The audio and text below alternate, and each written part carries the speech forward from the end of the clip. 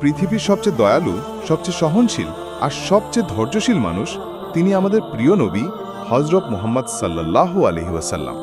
তার জীবনে অনেক কষ্ট এসেছিল, কিন্তু এমন একটি দিন ছিল যা তার হৃদয়কে রক্তাক্ত করে তুলেছিল। একদিন হযরত আয়েশা সিদ্দিকা রাদিয়াল্লাহু আনহা নবীজিকে প্রশ্ন করেছিলেন, ইয়া রাসূলুল্লাহ, উহুদের যুদ্ধের সেই ভয়াবহ দিনটির চেয়েও কি কোনোদিন আপনার জীবনে বেশি কষ্টদায়ক ছিল? রাসূলুল্লাহ সাল্লাল্লাহু আলাইহি ওয়াসাল্লাম কিছুক্ষণ নীরব থাকলেন, অতঃপর স্মৃতিচারণ করে বললেন, হ্যাঁ হ্যাঁ আয়েশা, তায়েফের সেই দিন অর্থাৎ আকাবার দিন ছিল আমার জীবনের সবচেয়ে কষ্টের দিন। তায়েফ শহরের মানুষদের দিকে দাওয়াত পৌঁছে দেবার আশায় তিনি একা পায়ে হেঁটে পাহাড় ঘেরা সেই শহরে গিয়েছিলেন। তিনি নিজেকে উপস্থাপন করেছিলেন আবদে ইয়ালিল ইবনে কুলাল নামক এক নেতার কাছে। নবীজি তাদের কাছে শুধু ইসলামকে বোঝাতে চেয়েছিলেন, দাওয়াত দিতে চেয়েছিলেন, কিন্তু তারা তার কথা শুনল না, বরং তাকে অবজ্ঞা করল, বিদ্রূপ করল। আর তাদের তরুণ ছেলেরা, তারা রাসূলকে পাথর ছুঁড়ে তাড়িয়ে দিল, এমনকি তার পবিত্র পা রক্তে ভেসে গেল। একাকী, ক্লান্ত, রক্তাক্ত রাসূলুল্লাহ আপনি সরাসরি পৌঁছালেন কারনুসা সাআলিব নামক স্থানে। সেখানে তিনি আশ্রয় নিলেন এক বাগানের নিচে, মাথা তুলে তাকালেন আকাশের দিকে।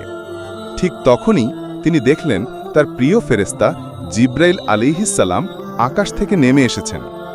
জিব্রাইল আলাইহিস সালাম বললেন, হে মুহাম্মদ, আপনার জাতি আপনার প্রতি যে অবমাননা করে আচরণ করেছে, আল্লাহ তার সবই শুনেছেন।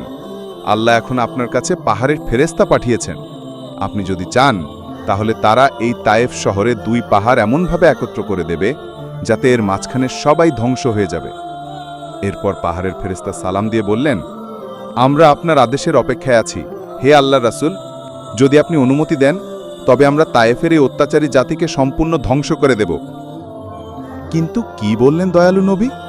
তিনি ধ্বংস চাননি, তিনি প্রতিশোধ চাননি, বরং রাসূলুল্লাহ চোখের জলে বললেন, না, আমি চাই না তাদের ধ্বংস হোক, বরং আমি আশা করি এই বংশধরদের মধ্য থেকে একদিন এমন লোক জন্ম নেবে যারা আল্লাহর একত্বে বিশ্বাস করবে, শুধু আল্লাহরই ইবাদত করবে আর কখনো কাউকে তা শরিক করবে না।